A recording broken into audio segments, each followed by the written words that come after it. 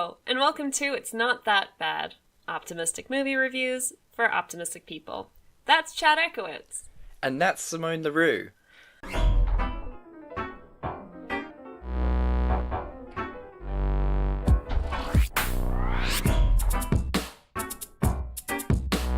And you sound... What? I sound what? You sound so at peace today. Hi. You know what? I'm just really happy for you that you are done with exams and you can relax, you can enjoy your life again, you can drink.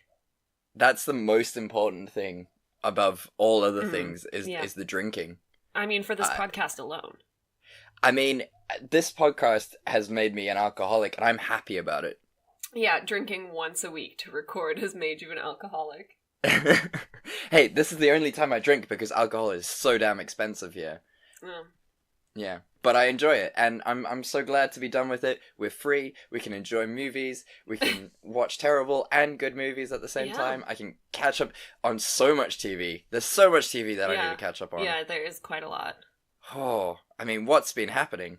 And you've just been wasting your time watching movies for this podcast. This week was not a waste. This week was informative, beautiful, instructive. Yeah. I enjoyed this week. How did you feel about this week? You know, I love a good musical, and we watched 2 musicals this week. Do you want to tell the people what you covered? Yeah, I covered the lesser-known Grease 2. And there is clear reasons why it's lesser known. Yes. And what did you cover this week? I covered also a musical, also a sequel, Descendants 2. Do you know how weird it is? Because obviously you came up with the idea that we do school movies for me being finished with exams. Yeah. But it's weird that independently, without any consultation, we both came up with musicals and sequels. I think we were just looking for the biggest source of joy that we could find, and... that's musicals. And then sequels notoriously do worse, even though we have covered the first Descendants on this, because I love it, and I'll defend it to my death. Yeah, I feel like Descendants for you was more of a case of, I just want people to watch this film and try and spread the knowledge. I just want to raise awareness with our generation. Like, I know that people 10 years younger than us know all about it, and they probably think it's, like, stupid and whatever.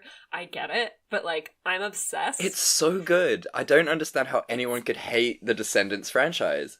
I'm gonna say it. It's better than High School Musical. Yeah, I'll back you up on that, 100%. I was listening today, and I'm not ashamed to admit this, while I was looking for jobs and stuff, I was listening to both the Descendants soundtracks, and then I moved on to the High School Musical soundtrack, and I was just underwhelmed by the latter. So I mean, also like the raw like talent that they have in the Descendants soundtrack is just so good. Yeah, everyone highly recommend. Yeah, seriously, guys. I mean, I don't expect people to watch films like keep up with us for the week, but. No. Descendants 1 and Descendants 2, you've got to hit them up.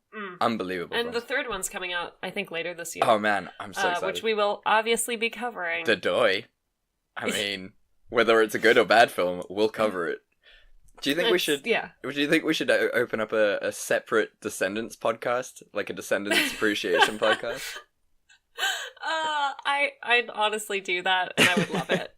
Well, let's decide who goes first. So, what are you drinking this week, Simone? I'm drinking a white wine. White wine. It is a Porcupine Ridge Sauvignon Blanc, 2018. I love Porcupine Ridge. 12.5%. And it contains sulfites, so I might get a hangover if I drink too much. Hey, but, I mean, you know, Monday drinking. The healthiest time to drink. You know what? It shows, you know, our lives are on fire. Obviously, and always. But it's the little things like the fact that we're recording a podcast on a Monday and we can openly drink that make all the difference. True. So I've been mentioning this podcast like in job applications and interviews. Just like, I mean, I'm always on the fence about it, right? Because I'm like, we do swear and I sound like an idiot half the time. But like, also we put so much work into it. Yeah.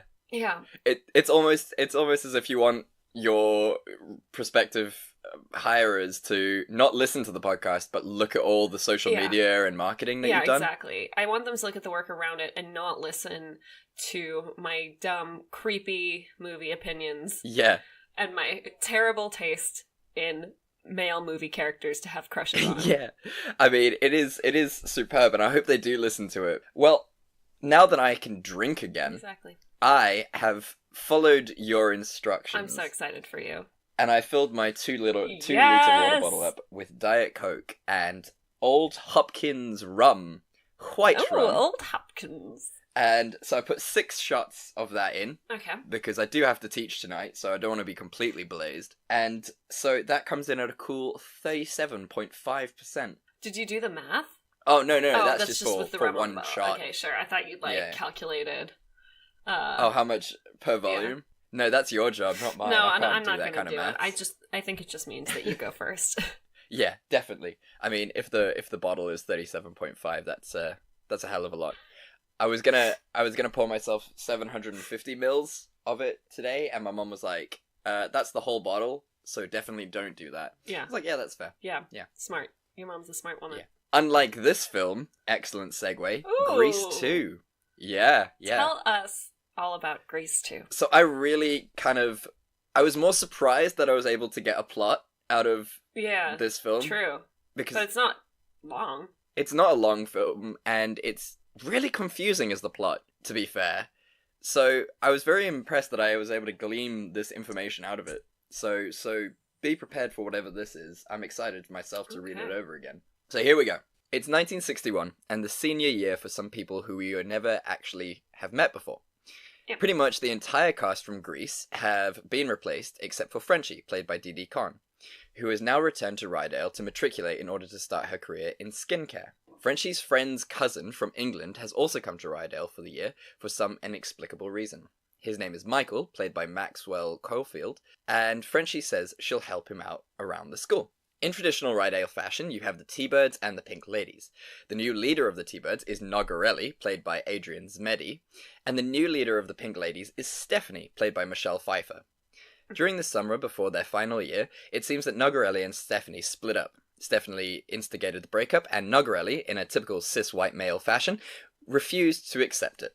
Yeah. The rest of the actual plot makes very little sense, but there is a talent show which culminates the whole year's experience and is essentially the linchpin in this downward spiraling helicopter of a film. Turns out, Michael has a crush on Stephanie, but as Frenchie explains to him, you can only date a pink lady if you are a T-Bird. Those are the rules. Yeah. But Michael ignores that anyway and goes to ask Stephanie out. She rejects him. Are you telling me that hormonal teenagers are bad at following society's rules for dating? I believe so, and I think it was a rule in the 60s that if you were a white male, you could do whatever you wanted. Yeah, like, rules don't apply to you. Genuinely, people could say don't do that, and you can still do it. You can just be like, how about I do it anyway? Yeah. And then people applaud. And there's no repercussions. No repercussions. So Michael goes and ignores that. She rejects him, saying that she only wants, and I quote this, a rough rider. So, sorry. I think the connotation has changed in the years since this movie was made. It's yeah, okay. So Michael sets out to become a rough rider by buying a motorbike. He does other people's homework for money and builds himself a bike with the money he gets. Later, in disguise, he saves Stephanie, Nogarelli, and the whole gang from the evil bastards at the enemy school who want to come and start shit. Even though they don't actually start any shit, they just stand outside the bowling alley. It makes no sense. Sorry, I had to just... Can we talk about how the bowling alley is the central hub of culture and coolness in this town? I mean, isn't that the coolest place you go to on the weekend? I mean, I would if I could bowl. That's why I'm not cool. I mean, that was probably my favorite part of the film, is just seeing them throw the ball and then it cutting, because you know that they've really fucked it up. Yeah, for sure. I mean, I get it. They're busy dancing. They're doing, like, jump splits on the... They have no time to aim. And genuinely breaking all of the bowling rules. Yeah. It was... They should be kicked out. They should have been kicked out. If I was the owner of that bowling alley, I would have just been like, what are you guys doing? Get out! Jesus. So, right, where was I? Bowling alley, evil bastards. Okay, so, yes, Rough Rider in disguise, Michael. He doesn't reveal himself to Stephanie at that point, and Stephanie immediately falls in love with him. Nogarelli is really upset by this, and in response wants to kill the mysterious Rough Rider. It's now the night of the big talent show. Michael has been battling with his dual personalities, and has decided that tonight he will reveal himself to Stephanie. But, as he arrives at the talent show, Nogarelli and the T-Birds all chase after him with the intent to kill. They come to a really dangerous bend with an ominous name like Dead Man's Curve or Skull Crusher Bend, but Michael misses the bend and flies over the canyon. He is presumed dead. This puts Stephanie into a spiral of depression, which is then exhibited when she breaks off from her song as part of the talent show to do a solo number about how the now dead Rough Rider is the love of her life. But hark! The Rough Rider is not actually dead, and shows back up at the talent show to everyone's amazement. He reveals himself to be Michael, and everyone is equally amazed. Nogarelli still wants to kill him, but the rest of the gang thinks he's being a little harsh, so Nogarelli succumbs to peer pressure and makes Michael a T-Bird. Now that he's a T-Bird, he can date Stephanie under the authority of the Rydale High School law.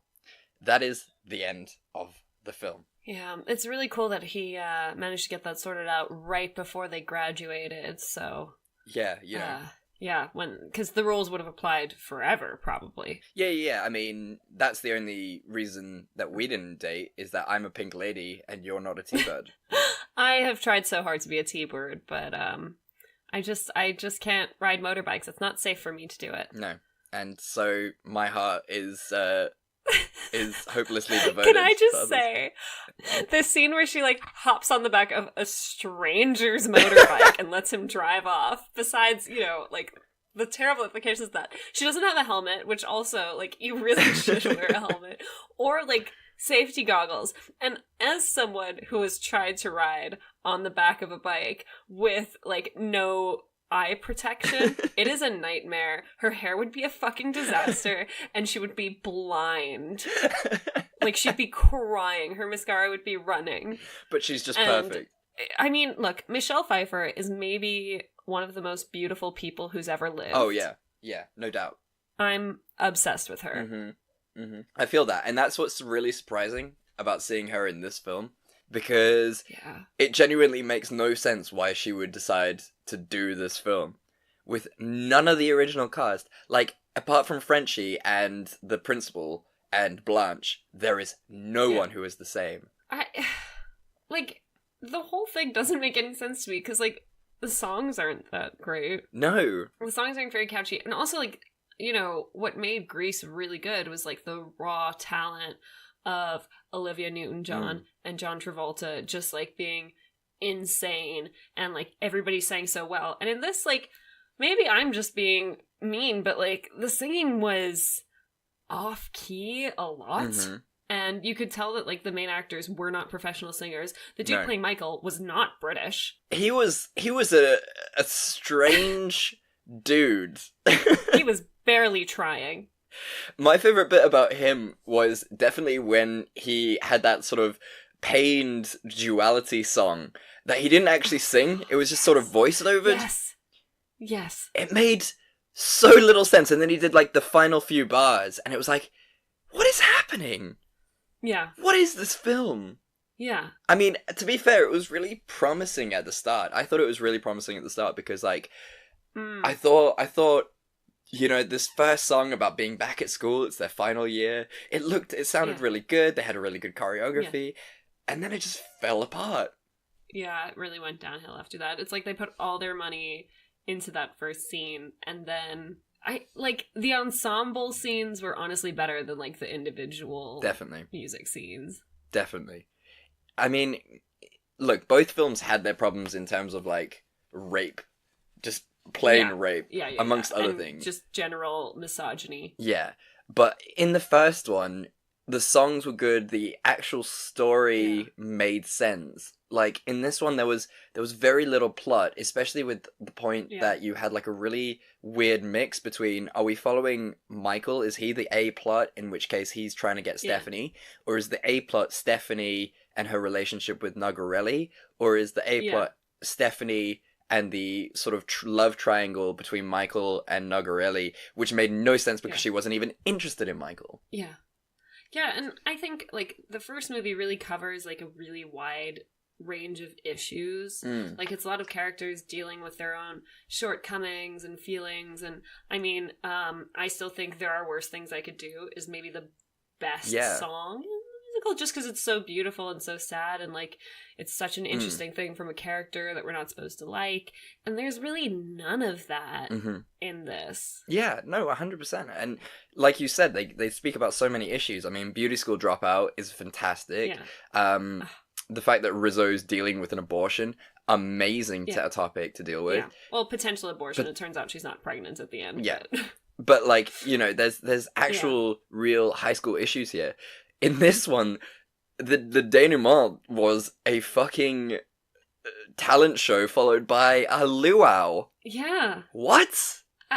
I'm baffled by the whole thing. I did think that the scene where Michael's, like, tutoring Stephanie, and they're, like, having a genuine interaction is really cute. Yeah.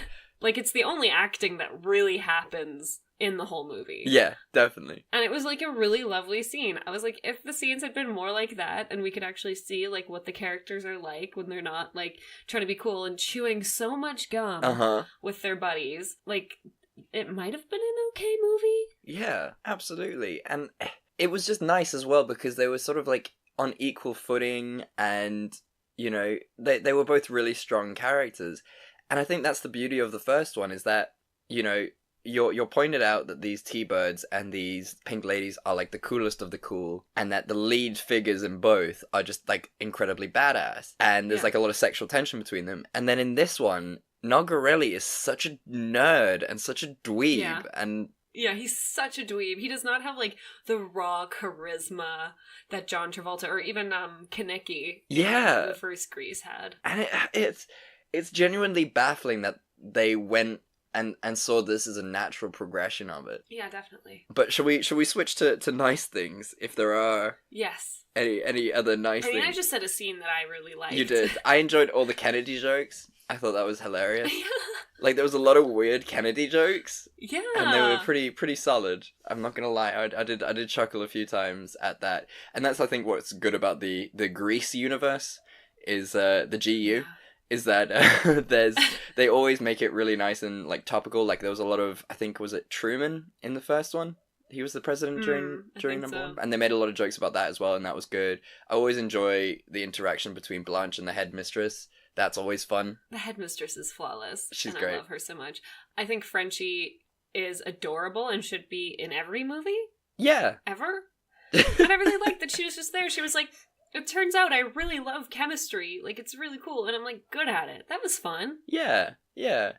I mean, she is such a lovely character. And I mean, she was on Dancing on Ice this year. Oh, really? As, like, this I didn't know that. Yeah, she's adorable. As, like, a 65-year-old lady. She's wearing, like, the Pink Lady jacket, and she's great. She's so cute. I bet she's still adorable. She is. Oh my god. She's so pocket-sized and just amazing. And Frenchie she's the best. She has the funniest line in the first one, which is that psoriasis line, where it's like, oh, I'm no stranger to heartbreak. Why, you got psoriasis?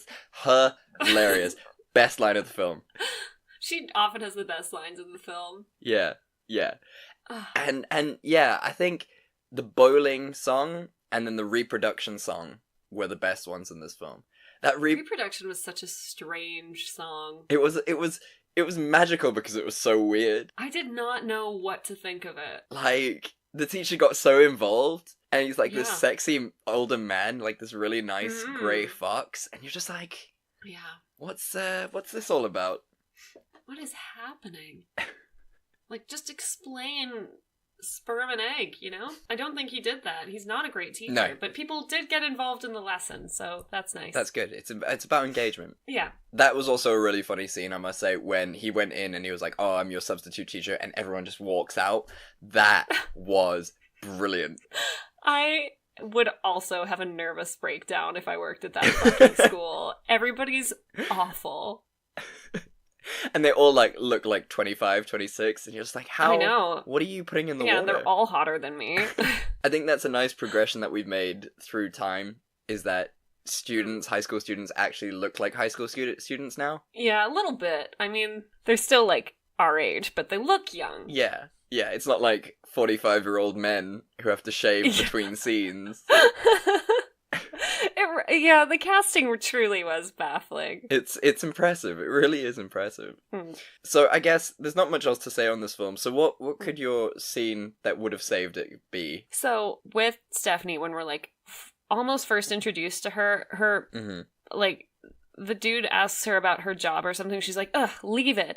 And he hands her a jumpsuit. And I was like, oh my God, does she work like at a motor vehicle garage and she like builds cars and stuff? Like, that's so cool. And she doesn't. She just like pumps gas at a gas station, which like also very worthy job. But like, I was like I would have liked to see her actually be like working on motorbikes. And then Michael comes in like with this new motorbike he's bought and she like shows him how it works and he tutors her in English and they just have this like beautiful mutual relationship where he's slowly becoming the badass that she's always wanted, but she's also realizing that like she likes him as he is and there's no need for trickery. That is a superb script idea. Thank you. I think so. And so much better than this film. And I'd eliminate bowling. It is impressive how much bowling is a factor in this. I mean, So was much. bowling ever a massive thing in your life? Did you ever, like, fucking love bowling? As someone with no hand-eye coordination and no aim, I actively avoid bowling to this day. Do you put up the rails when you go and then it just smashes against them? I just don't play. I literally haven't played in like years. And I think last time I did it, I didn't put up the rails. It was a bit of a disaster, but I was like, you know what? I'm just not going to use the rails. Like, I'm too old for this. That sounds amazing. I mean, yeah. Has bowling ever been extremely important to you in your life? Every day. I knew it. The month of exams was killing me. Not because I couldn't have fun, but just because I couldn't bowl. Yeah. All I wanted to do was bowl. What's the name of your bowling team? The Sporadic Mongoose. Oh. Yeah. Okay. Cool. Yeah. That's not even the real plural of mongoose, but we're an enigma wrapped in a mystery. that's the joke. I see. Yeah. I see. So we walk in there and they're like, "Oh, here come the Sporadic Mongoose," and they're like, "Oh, what?" And then the other team is completely thrown off and they can't bowl right, and then we're like, yeah, they're just so bothered by it. Many strikes. Cool. That's what we do. Okay, yeah, sorry. I'm getting confused between sports. Because I was like, in baseball, a strike is bad. Look, at least you know something about sports. Sports is neither of our forte. Oh, God. Please never ask me any sports questions. Do you know what? I cannot answer them. We need to do a sports episode of this podcast. And sports fans can just clench their fists in rage. Well, apparently, a friend of mine listened to our episode where we talked about the third Hobbit movie, and he said he was so mad. Good. He was like, "You're wrong. You're both so wrong. You both know exactly nothing." And I was like, yes, that is the theme of this podcast. Yeah. It's two people with no knowledge and experience speaking as if they have all the knowledge and experience. Yes, giving you their opinions. Yeah. So that's what this podcast is about, which we didn't explain in the beginning, to be fair. So whoever's now listening to this for the first time is like, I thought this was about depression and getting over it. Well, you are so wrong. You're really wrong. But also, please see a therapist. Like, do your best. Yeah, and you know what? This is a good podcast for you as well, because we always look on the brighter side of things. You know. We try to. Yeah, which was really hard with this movie, but, you know, we tried our best. I mean, this is not the hardest movie we've covered, so... Well, what do you think is the hardest movie we've covered? Honestly, Scary Movie 2 was up there, man. Wow, really? I think this is worse than Scary Movie 2. Absolutely not. I did not want to vomit once. Oh my gosh. Okay, so what's your scene that could have saved it? Right, so bear with me on this, okay? Okay. So, everything is the same. Everything is the exact same, but... Bold. But the B plot is Frenchie trying to discover what happened to everyone from the first cast. They graduated. They weren't in senior year. Yes, they were. That's what the whole song of We Stay Together Really? is about. Yeah. I clearly missed that whole thing. I've rewatched Grease relatively recently, so... Fair enough. They've graduated. Well, that completely destroys my whole I'm sorry. first scene. because basically because you didn't pay attention. Because I didn't pay attention. Frenchie and Michael were going to go on an investigative romp to discover what happened to everyone in the first scene. They graduated. Frenchie stayed behind because she dropped out to go to beauty school, and then she flunked out of beauty school. So now she has to do a whole year to get her high school diploma. Yeah, no, I got that bit. I didn't realize that everyone else graduated. I thought they were like still like juniors. Oh, no? Okay, well, my movie would be very short then, because Frenchie would be like, oh yeah, they graduated, of course they did, and then that would be the film. I have nothing else to say on the matter then. I think it would be nice to see Frenchie be like, oh my god, I actually love chemistry, and then she becomes like an amazing chemist. Yeah, I want to see her, it's sort of like School Ties, where she just goes through the ranks of like adversity. It's like, oh no, you're a dumb woman, you could never be a chemist. Yeah, and she just keeps showing them. And suddenly there she is accepting her Nobel Prize in chemistry. Yeah, it would be... And being adorable. It would be amazing. It would be like Legally Blonde, but like Legally Pink. I love Legally Blonde so much. Mm-hmm. It's really one of the few movies that's held up. Yeah, definitely. And it's sort of what I've based my legal career on. I think most people who go into law these days, like, Legally Blonde had something to do with it. Legally Blonde made me want to study law. And then I thought about it for like 5 hot seconds. And I was like, that's not for me. Yeah. It's not for anyone, I don't think, to be honest with you. I don't think anyone should do this degree. Politics where, like, if you want to study it, you probably shouldn't? I think it's a case of when you're Jewish and you're not smart enough to get into medicine, you have to do law. Right, or engineering. Yeah. One of those things. But I was never really talented at maths. Me, same. So it had to be law. Fair enough. That or a rabbi. I would make a great rabbi. You'd be a terrible rabbi. I am hurt. Oh, no, wait, you guys, like, rabbis can, like, get married and shit, right? Yeah. Oh, right, it's not like Catholic priests at all. No. Okay. Is that the only reason I would be a bad rabbi? I was just like, you would not do celibacy well. No, that is also true. That is also but very, you'd be very fun. true. You'd give really fun... Do you do sermons? Yeah, I mean, you would call them a sermon. I don't know what the actual word would be, but yeah, sermon's Okay. fine. I feel like you'd have fun with it. You'd be like one of those hip youth pastors. Put my chair on backwards. Yeah. Just sit down. Give I'm me a level beat. with you guys. I would try and make it as much like, black churches, stereotypical black churches. I'd try and get that involved in it. How would that go? Don't ask me. I'm not a rabbi yet, but I think this is my new calling. If this fails, though. Oh, this won't fail, but if I might just change, I am currently looking for a job. I might just, turn to rabbiism. Yeah, I mean, I can still drink. Rabbi Chad. That would be great. Rabbi Chad. What Rabbi a name. Chad. How cool. So hip. Shalom. You're just up there in your skinny jeans. Yes. Be so cool. Okay. So, let's get lit on this Shabbat. You know who the coolest rapper was? The Lord. Maybe we have a future, both of us, in religion, to be fair. I mean, as a woman, not really in the Catholic Church, but I appreciate the sentiment. You would be an amazing pope. I don't think I would. I think you would be great. Again, the celibacy is something I would struggle with. Yeah, that's not fun. It's okay. I've accepted that religion's not my calling. I think anyone who's listened to this podcast for like a significant amount of time knows that. Yeah. So, tell me about this director. Right, so you've got Patricia Birch today. Female director. Wow. Which I was really happy with as well, but then I was really sad because of how much this film bombed. So, I think, to be fair on her, this film was kind of doomed to fail from the beginning because she's only got 9 credits. Okay. And all the rest of them are music videos.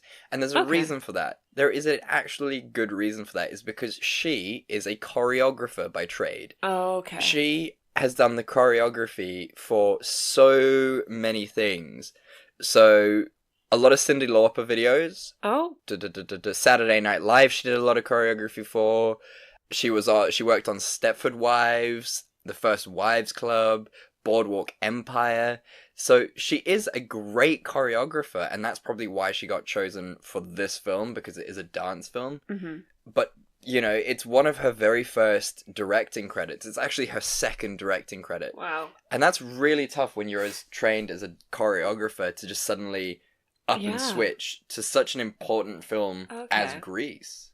So, you know, I think it's a bit unfair on her, but good on her for actually tackling it, taking it in its full grasp. Because if we're honest, the choreography in this film was great. Really solid. Yeah, really good. If nothing else. If nothing else, the choreography is stunning. So it sounds like kind of like a glass cliff situation where, like, if they know a project isn't going to do well, they'll put a woman in charge. Oh, definitely. You know how it was in the 80s. It still like that now. It's still like that now. You know, give a woman Wonder Woman because, you know, no one will care if it fails. Yeah. Well, the whole thing is, like, you know it's going to go poorly, so you put a woman in charge, and then, like, it goes poorly like you thought it would. But, like, you're like, oh, but there was a woman in charge. Yeah. So it looks like women are bad leaders when it's like, well, you really set her up for failure. Yeah. The glass cliff. Google it. Do it, everyone. We'll link it. We'll link it in the footnotes. You'll feel angry. It's a very angry situation. There's a indiscriminate lack of woman in every industry. It's not just even in the film industry. It's every industry. Guys, Jesus. God, guys. I mean, it's not your fault. Sorry if that sounded like we were accusing you, unless, you know, you are a CEO of some company and you are listening to this podcast, in which case, how dare you? You know what? Just promote women more. It's not hard. It's not hard. We're very capable. There are more than 51% of the population are them. Yeah. You're bound to find someone super qualified and capable in there. Exactly. And that has been our PSA of the day. Is this us contributing to job creation? That's what we do. That's what we do. This is why people, you know, look to us for guidance on social issues. Yeah. Okay, so then, tell me. I want to know all about Descendants 2. I want you to just take me on the most wonderful adventure I've ever been on. Okay. So, as people will recall last time, basically the whole setup in the Descendants movies is that Beauty and the Beast happened, they united a bunch of the other fairy tale kingdoms, and all of the villains got booted off to a magical island that they cannot escape from called the Isle of the Lost. Last movie, a bunch of kids from that isle were brought over, shenanigans ensued, they realized they really like being good, and Mal, who's Maleficent's daughter, is now dating King Ben. Okay. So, good recap. This movie takes place 6 months after the last one. We find Mal, played by Dove Cameron, in crisis as she struggles with the pressure of dating a king, played by Mitchell Hope. We find out that she is preparing for the Royal Cotillion, which is like kind of a pre-engagement type ball.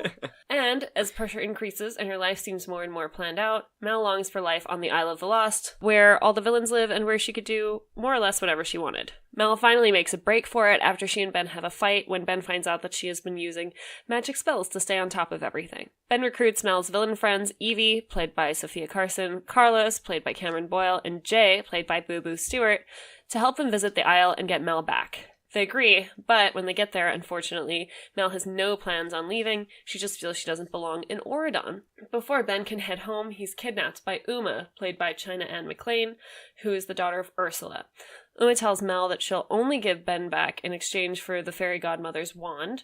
So, the gang devises a plan involving a fake wand and some smoke bombs. On the way, Lonnie, who's Mulan's daughter, played by Diane Doan, insists on coming along because she's a proficient fighter. This proves really useful because Uma soon realizes that she's been tricked and a fight breaks out. But the gang gets away with Ben. They head back to Oridon, and on the way it turns out that Ben clearly feels guilty that he's left so many children like Mel behind on the Isle, realizing that they all need help. Mel also decides to give Ben a chance and go to the Cotillion. At Cotillion, Ben, surprise, reveals that he's actually invited Uma to be his date, and he wants Uma to be his queen. Mal is devastated until she sees Ben's gift to her, which was a stained glass window depicting the two of them, and it includes Mal's supernaturally green eyes and purple hair. This makes her realize that Ben has accepted her for who she is all along, and that he must be under a spell. Mal fights Uma, who, she becomes like her mom, like an octopus thing, like when she's in the water. Yeah. And Mel turns into a dragon, and the two of them fight. Mel drives Uma away, although Uma promises that she'll be back for the third movie. Mm-hmm. And sort of everyone resolves to put more effort into helping the people still on the Isle. The end. I mean, just the best film so entertaining. It's so fantastic from start to end. Like, it's just as good as the first one. Yeah, if not more. It really, really is. Yeah. I mean, the first thing I noted was that the son of Cruella de Vil got super hot. Yeah, in this he's one. like really sexy now. Yeah, like it's surprising the change he went through from number 1 to number 2. Sure. Yeah. I mean, there's just so much to talk about in this film. The songs alone, just as good as the first one, if not better. Yeah. Chillin' like a villain? So Are catchy. you joking with me? So catchy. Oh man, what are your thoughts on this spectacular film? I mean, visually it's so fun, so colorful.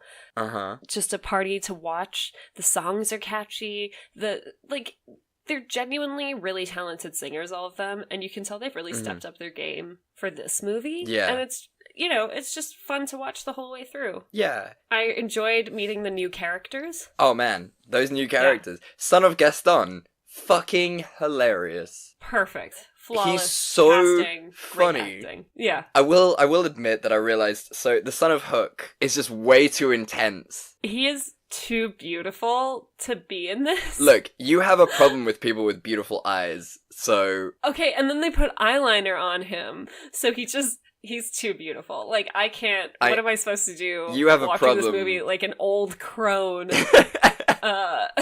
But he is, like, I made a horrible realization about myself in that he is way too intense, and you can see he's the friend that everyone just invites because he is good fun to have around, but he's also just gets way too intense, and then I realized that was me of the friend groups. No! And I was like, oh, that makes me sad now. Hang on, I just want to look up, like, his age, so I know I'm not an absolute creep. You are a creep, but he does have beautiful eyes, and I appreciate that. And I appreciate you. He's just a handsome, handsome man. It doesn't say. Cool. It's just to ensure that you're a creep. So we could be really creepy. Anyway, do you want to hear some hot goss? Which is Always. that... So the dude playing Hook's son, his name is... Thomas Doherty. He's dating Dove Cameron in real life. What? Can you think of a more beautiful couple? If they had babies... I dare you. You can't. No, I can't. If they had babies, it would just be the perfect baby. Just beautiful eyes and cheekbones and mouths. That's not right. A couple like that isn't, like, okay. Yeah, it's just too genetically gifted, like save some for the rest of us. At the end times, when the apocalypse finally happens, they'll be sort of locked in a vacuum. They will rule us all. Okay, Thomas Doherty is 24 years old. Okay, you're safe. He was born in 1995. All right, you're safe, because even when this film was made in 2017, he would have been all right for you to have a crush on. And you're safe too, because let's be honest, you're a little attracted to him. A little attracted. I really love the development of Mal and the daughter of Snow White's relationship in this one.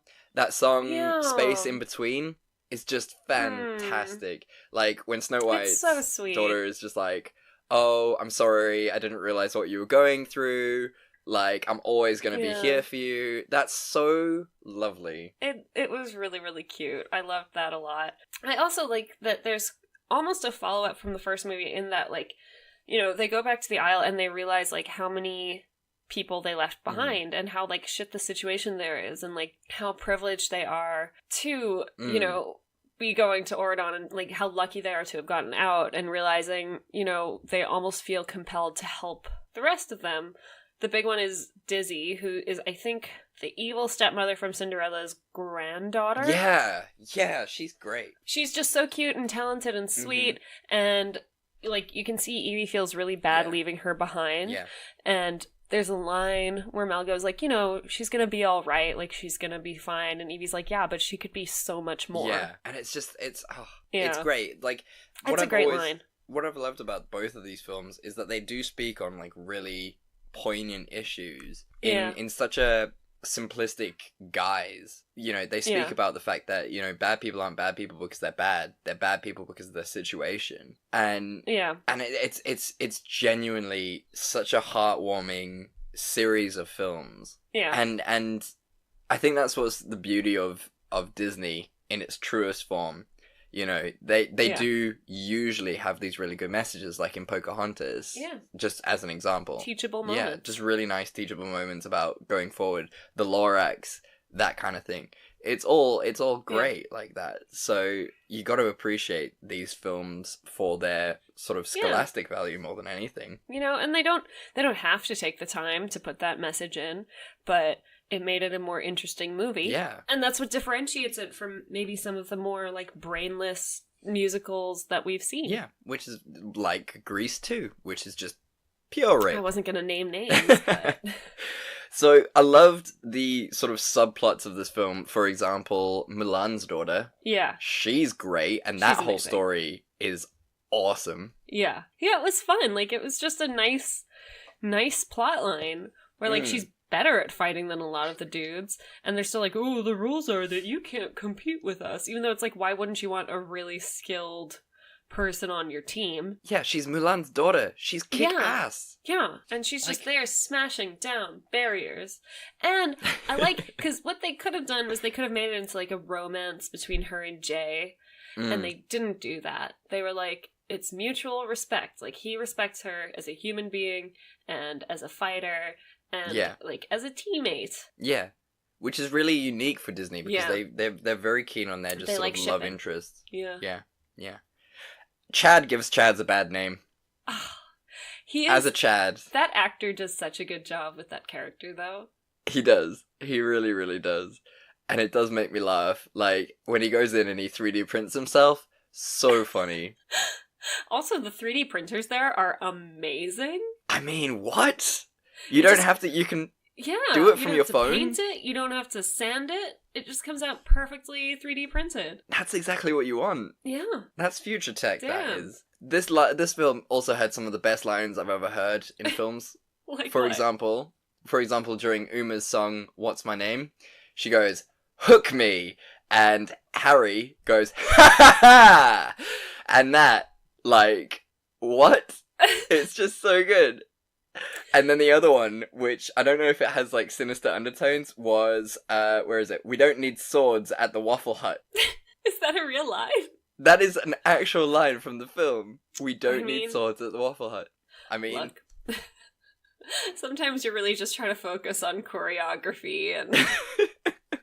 The rap battle as well. I always love white people rapping in that situation, because you could see that Mal was so uncomfortable with it. She was just like, do I have to do this? And then Harry comes in with his rap, and it's just even worse. What do we call it, rap? Or just aggressive rhyming? Aggressive rhyming? Is that what Eminem has based his career on? No. That's clearly what Harry's basing his career on, though. It's so good because Uma also just shuts him down. She's like, okay, Harry, please, just please go away. It's fine. Also, that breakup scene, like, I know he was enchanted, but also, that is devastating. Fucking deep. Yeah, it's really intense. Like, can you imagine if someone broke Mal's up with you just that feeling way? a lot of feelings. Her giant eyes are filling up with tears. Where do they find... I'm always, whenever I watch these movies, I am just like, Disney, where do you find these, like, supernaturally beautiful people? Like, the whole cast is gorgeous. Yeah. Like, it is impressive. Because America is a big place. I mean, I guess also, like, the amount of kids that audition to be in the Mickey Mouse Club. That's true. Like, is enormous. So I guess they can really take their pick. That's also true. And so they can sort of vet the most beautiful human beings on the planet. Yeah. It does look like when they show scenes from the previous movie during the montage for the space between, it looks like Dove Cameron got, like, slight lip fillers. A little bit, yeah. I don't know if you noticed that. Like, you know, more power to her. I don't want to shame her. But I wonder how much, like... I always wonder, like, how much of plastic surgery that Disney stars get is, like, their choice. Or Disney's choice. Versus, like, the studio's strong suggestions. Yeah. Because I can imagine under that kind of pressure, you know... Because let's be fair, you are in the public image as an actor all the time. Yeah. And so if... Yeah, for sure. Didn't Zac Efron go through, like, a similar thing with, like, a nose job? Oh, really? I'm not surprised. Look, I don't want to shame anyone for getting, like, surgery. Like, personally, it's not for me. But also, I've never had an opportunity where I have had to think about it or could afford it. Yeah, I think that's the biggest thing, is the affording it. And I don't want to take away from, like, the talent of the people we're talking about. Like, Dove Cameron is a supremely talented singer. No doubt. And if, like, all that's standing between her and fame is, like, whether her lips are mildly thicker, then fuck it. Why not? Exactly. It's not going to do her sort of any harm in terms of just her lips. Like, if she, like, completely reconstructed her face, it's a different story. But she didn't, because she is just empirically such a beautiful girl. Yeah. So when, especially like at the beginning of the movie, she's got that like blonde, like white blonde hair. Oh man, it's such a look. So moving on to other things. So what is your scene that could have saved it? I have none. It's a perfect movie. I would almost agree with you. Oh. I have one contentious factoid. Okay. Which makes this a little bit less perfect. Literally, I wrote down, get rid of the dog, and you have a perfect movie. Oh, fair enough. In fact, I've changed my mind. But finish your scene that could have saved it first. That was literally just get rid of the talking dog. Stop the dog talking. Yeah, it was ridiculous. There's no need for a talking dog. Although they do dog, make him useful in the plot, because he's used as, like, a ploy. Yeah, but yeah. I think it's cheap humor. Okay, so, not many people know this, but The Descendants is based on a book series. And in the book, during the scene where Uma's like singing in the restaurant, there is a moment where Gil, son of Gaston, and Harry kiss. What? Yeah, as all the pirates are like dancing around, celebrating with glee, like those two kiss. And I think it should be canon. That is canon. Yeah. And also the actors actually took a picture like kissing behind the scenes, like on set, during that bit, because they were like, it should happen. So they took a picture of them kissing and posted it. And you can find it online. You've literally just blown my mind. Like, completely just... Yeah. I'm done. Like, Disney would never allow it. I mean, they they refused to let the gay guy from High School Musical be gay. Yeah. So Disney would never allow it. But that is superb. I didn't even know they were based on books. I'm going to read all of them. I think it's very young adult, but you're welcome to give it a go. I mean, it's perfect and fantastic. So, holy shit, that's crazy. I'm so about that. That would have been a great scene. Yeah, I think they should have left it in, but I know Disney... I feel like Disney wants to have gay characters, but, like, they're building up to it. So, tell me about this director. I know we've done him because it's the same director. Yeah. We've done Kenny Ortega many a time. But I'm going to tell you about him more anyway. Do it. Just remind us. Give us a refresher course on Kenny Ortega. Kenny Ortega is like, if you are a child actor, you want to work with him for sure. Mm-hmm. He has done so very much. He's doing, there's a new Dirty Dancing movie apparently. Okay. He's directed an episode of Crazy Ex-Girlfriend. He's directed, obviously, the High School Musical movies, Michael Jackson Memorial, This Is It, the Michael Jackson documentary, Hocus Pocus, classic. Ah, great film. Yeah. Dirty Dancing TV series in 1988. Okay. Yeah, so he's just, like, very well known as a musical director, specifically with Disney. Okay. Yeah, and he's great at it. He almost exclusively works for Disney, and it is always fantastic. Yeah, he's phenomenal. I think, like, the choreography is always tight. The actors always bring their best.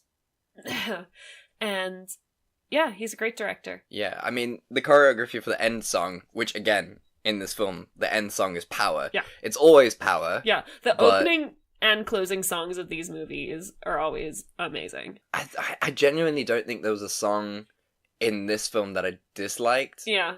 They were all fantastic. Like, the opening song was great. Chillin' Like a Villain was amazing. Yeah. Space in Between was amazing. Yeah. End song was great. The only thing I realize is that there still hasn't been a duet between Mal and Ben, Which is fine. I'm not upset about that. I suspect that that's also because the actor who plays Ben isn't a super strong singer. Yeah, because he's seriously auto-tuned in the rap. Yeah. Yeah, I would see that. Yeah. But I could be proven wrong. Look, Zac Efron was not singing in the first High School Musical. The first one, yeah. He has since become a really good singer, as we know. Yeah, it's just about your voice as well and the right writing for it. Yeah. And to be honest with you, I do not see the relationship between Ben and Mal. No. Like, it makes very little sense to me. He's so boring and she's so cool. Like, that bit where he's on the ship and he just goes, "Roar!" and then jumps off the ship and is like, "Stop, you guys." Yeah. It's very Oh my disappointing. I think, like, he, like, represents a certain amount of, like, kindness and stability that Mal maybe didn't have. Like, I don't know. You know, sometimes you have, like, really interesting friends and then you meet their, like, significant other and you're like, What? okay. Why is this dude so boring? Like, what are you doing? I think that's the great thing about this film is that it doesn't focus on the relationship. Like, no one gives a shit really about Ben. But if you look at the friend relationship, like when I can never remember his name, but the son of Cruella de Vil, like when Carlos. When Carlos is like, "No, we need to talk about this as a team. You two keep going off and doing your own thing. It's bullshit. All four of us need to be involved." That is a spectacular scene because it's that was like, a great moment, yeah, right? and very underrated. Yeah, because it's just like, look, friendship is important. We're all in this together. Hashtag High School Musical. But it's amazing.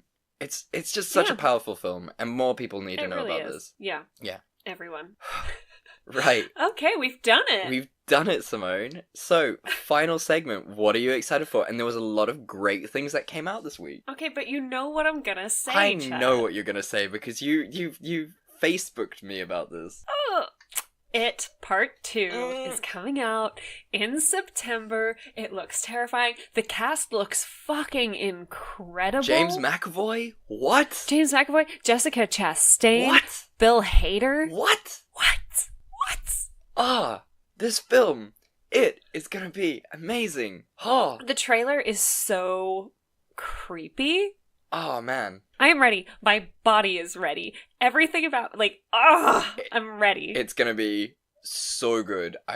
Oh, man. Part 1 was amazing. Part 2 is gonna be, fuck. Jesus. I'm ready. Yes. I'm ready to be scared. I'm ready to scream. Yes. I'm ready to cry. Yes. I'm ready. It's gonna be so good. September cannot come fast enough. Especially because it's our birthday month. Birthday month for Simone and Chad. Birthday month. Bum, bum, bum. Why? Right. So, I have 3 films to do this week. I keep doing this, and it's not really fair on you because, let's be honest, you do one film, and then I kind of just fucking do whatever I kind of want. That's fine. You know, it's a movie podcast. People can chill. That's true as well. So, let's start. How would you like to go? Would you like to go from bad to worst? From good to bad or bad to good? Let's do good to bad. Okay, cool.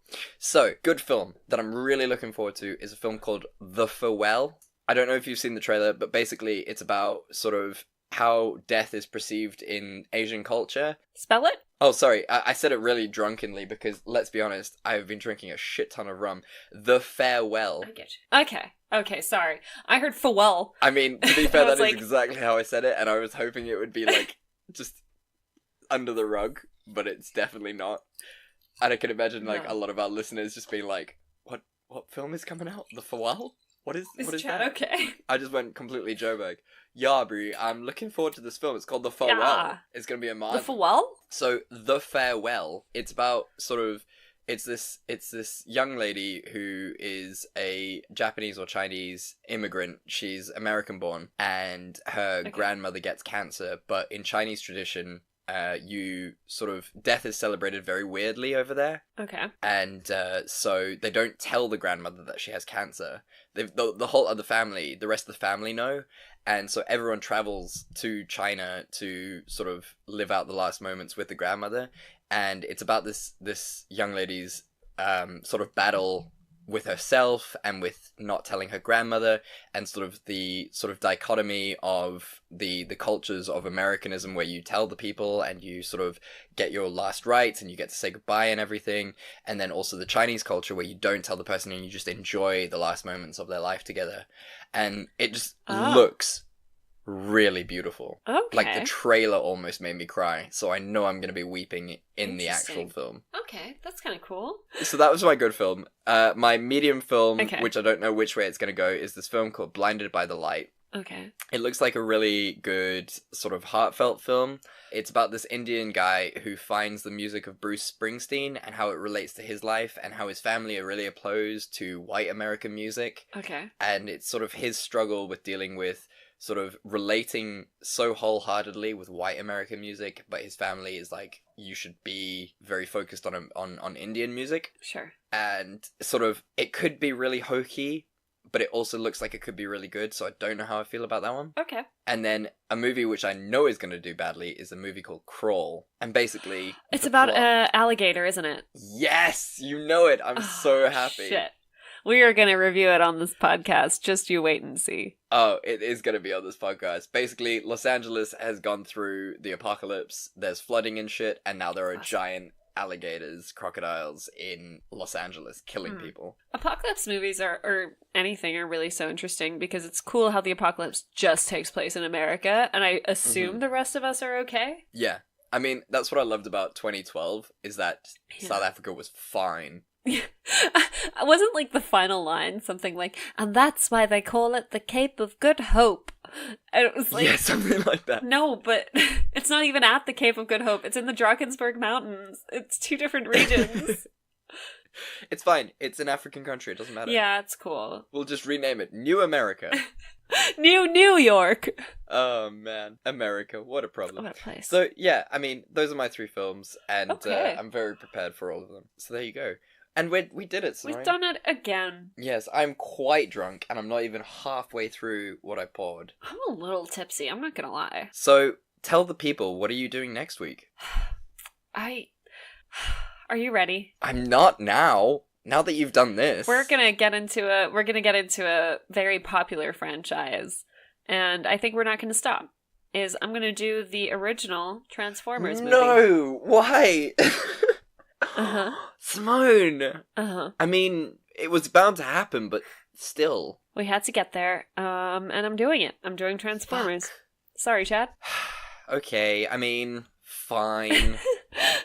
Rudy's probably pretty excited. Do you want to about get it. Rudy on for the next episode? He doesn't know, but he'll be excited. And he'll be so into it. Yeah, sorry. Look, it had to be done. I'm proud of you for taking the initiative. Just a hottie doll. Okay, what are you doing next week? So, a little bit of a weird tangent, but as we all know, it's May, and Sure. the joke in May is it's gonna be May from the... Yes, with NSYNC. And the only member of relevance of NSYNC was Timberlake. Sorry, what's his name? I've completely... Justin Timberlake. Yeah, it was Timberlake. Okay, so I'm not completely... Yeah, you're losing my... good. So You got it. the only relevant member is Timberlake, and so I decided to do a Timberlake movie. Oh. So we are going to be doing 2011's In Time. I love In Time. It's so I will defend good. it forever. Did it do badly critically? 37%. Oh my god, I'm fucking ready. I love In Time. I know, it's such a good film. I mean, there's huge plot problems, but it's still such a good film. In terms of world building, it's really clever, though. Yeah, it's a lovely film, and I'm very excited to watch it. Yeah. So I can't believe it did badly. I thought it did well. No, it did really, really badly. So I'm really Okay, so that's gonna be a fun episode. I'm excited for both of these movies. Sci-fi, tech. Yeah. It's gonna be good. It's gonna be Vintage Megan Fox. Oh man, I forgot Megan Fox is in them. Of course she is, and Shia LaBeouf. Yeah, actual cannibal Shia LaBeouf. Swinging your axe, Shia LaBeouf. I might actually watch that now because I haven't seen that video in ages. Do you know you can download a D&D monster sheet for actual cannibal Shia LaBeouf? Yes, and I will. It's incredible. It's beautiful, and I don't understand when we used to play D&D why we hadn't included him as a villain. Look, I don't understand why we used to play D&D, but that's for another time. Oh man. So, how was your week, Simone? Tell me about the things. My week's been good. I had a job interview today. I am coming down off the anxiety, so I'm a little sleepy. But again, not getting my hopes up because job hunting is soul destroying, and the moment you hope for something, it gets snatched away from you. Hell yeah. Woo! Woo! That being said, I started watching The Handmaid's Tale. Oh, okay. I know, 4 years too late. But I read the book ages ago, and now I'm finally getting on board, and it is phenomenal. Is it good? Because I've also read the book. It's so good. Margaret Atwood, the author of The Handmaid's Tale, is actually like a producer on the show. So she has, I assume, a lot of creative input on it. Mm-hmm. So it all just feels like it's so incredibly acted. It really is a look at how dictatorships are born and how they stay alive and how they start. Okay. It's amazing. I'm really enjoying it. Awesome. Okay. I'll give that a go. Yeah, no, definitely. Yeah. Definitely do. Because I read the book and I really enjoyed the book, so I can imagine. Yeah. Okay, good. I mean, it's intense. It's intense to watch as a woman and as a human being. Yeah, I can imagine. But, yeah. How's your week been? My week from the last time we recorded, I wrote 3 exams.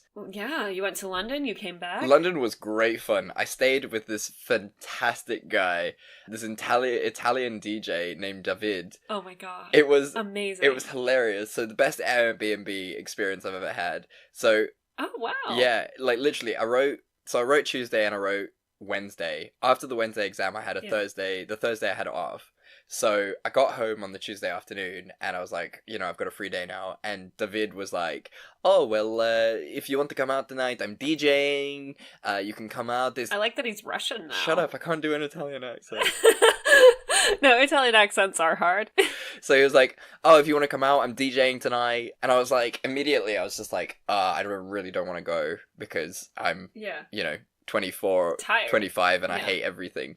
And then I was like, exhausting. And I was like, you know what? I'm 25. Why am I doing this? I should be going out more. So I went out and it was actually really fun. It was a good night. Like, I didn't stay out particularly late. I had like 2 drinks and it was just really, really fun. So I went out with this DJing Airbnb guy and I just got home and then I studied and I've written 3 exams and now I'm free. So it's been a heavy week, but it's been a good week. I'm proud of you. Thank you.